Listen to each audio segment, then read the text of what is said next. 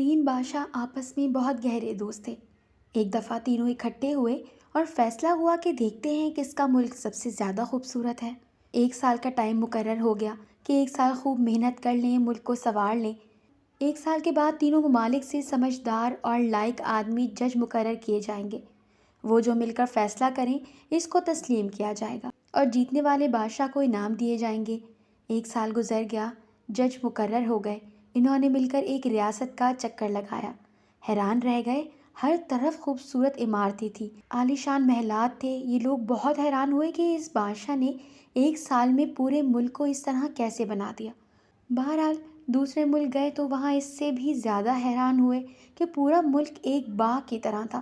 ہر طرف ہریالی ہی ہریالی تھی، پھولوں سے بھرے ہوئے پودے اور پھولوں سے بھرے ہوئے درخت تھے۔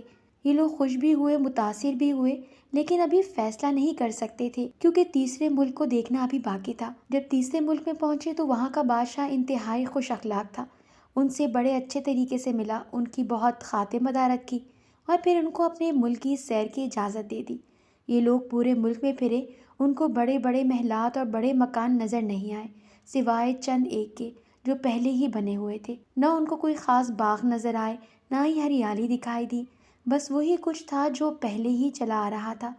اب فیصلے کی گھڑی آ گئی تو تمام ججوں نے مل کر فیصلہ کیا کہ یہ تیسرے نمبر والا بادشاہ جیت گیا۔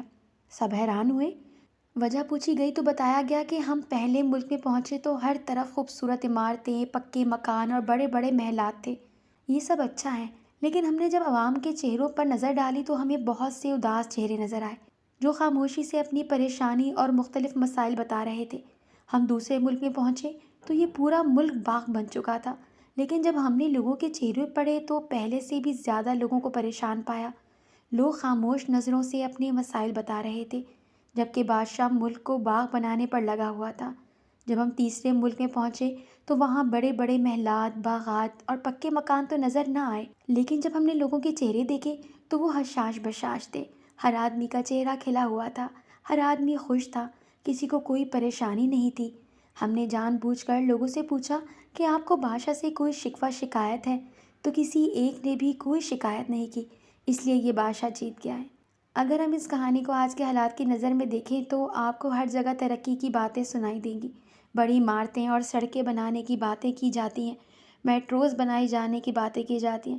یہ اچھی بات ہے، لیکن اس سے بھی زیادہ ضروری عوام کی بنیادی ضرورتیں صحت، تعلیم اور انصاف ہے۔ عوام تعلیم، صحت اور انصاف کے لیے رل رہے ہیں۔ غریبوں کے بچے جانوروں کے باڑوں میں بیٹھ کے تعلیم حاصل کر رہے ہیں۔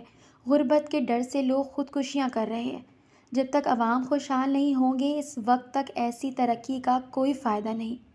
امید کرتے ہیں آپ کو ہماری آج کی ویڈیو پسند آئی ہوگی۔ اگر آپ کو ہماری آج کی ویڈیو پسند آئی تو ہمارے چینل کو لائک، سبسکرائب اور شیئر کرنا مت بھولیے گا۔ ملتے ہیں اگلی ویڈیو کے ساتھ، جب تک کے لیے اجازت دیجیے۔ اللہ حافظ۔